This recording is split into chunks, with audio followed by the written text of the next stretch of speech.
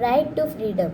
Right to freedom is given under Articles 19, 20, 21, 21A, 22 in the Constitution of India.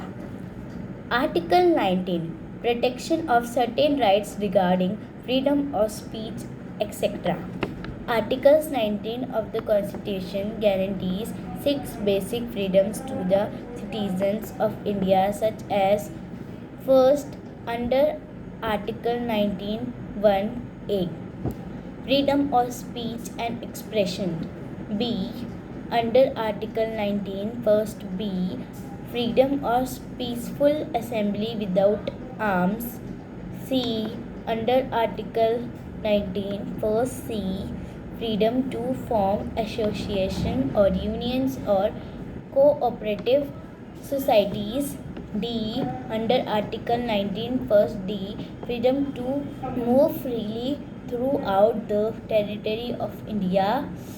E. Under Article 19, first E, freedom to reside and settle in any part of the territory of India. And G. Under Article 19, first G, freedom to practice any profession or occupation, trade or business. These freedoms are known as the natural rights of a citizen.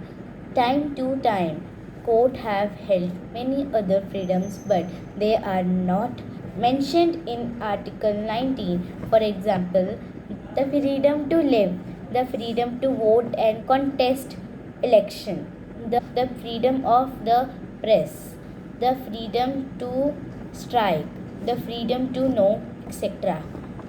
Article 19 does not provide an absolute or unlimited right to freedom.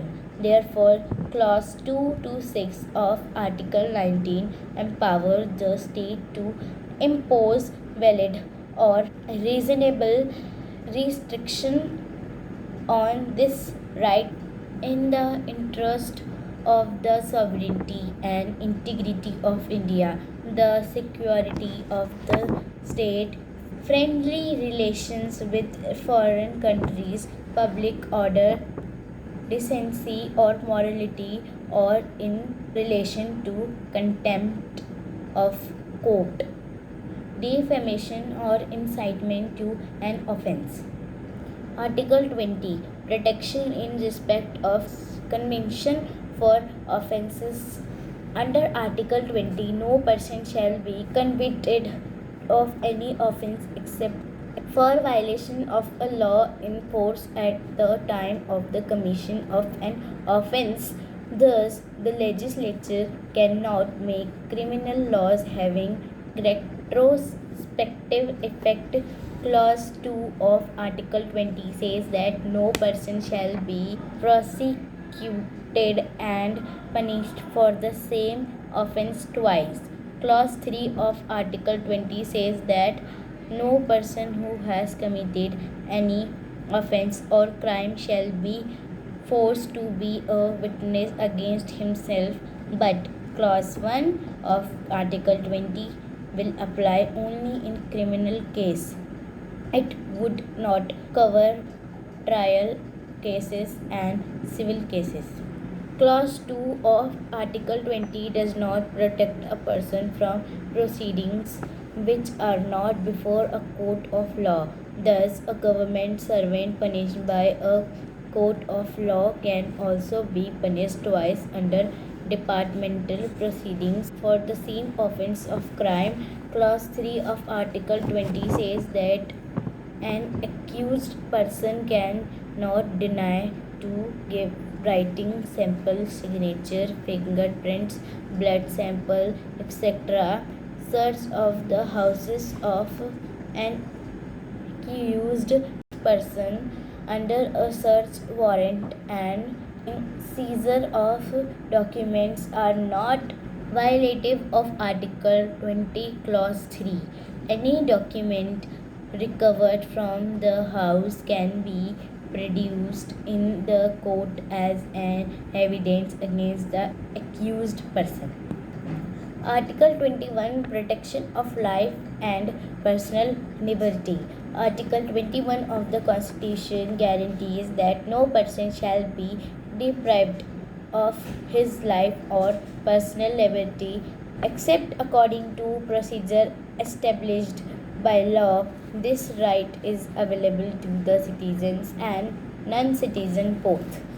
Article 21 is expansive in nature and it includes many rights such as right to dignity, right to health, right to pension for elderly persons, right to shelter, right to privacy, right to get timely justice, right to life, the women's right to make reproductive choices, right to livelihood, right to marry, right against public hanging, right against telephone tapping, right against bonded labor, right against handcuffing, right against torture, right against inhuman treatment, right to travel abroad, right to get instant medical aid, right to pollution free air, right to live good life.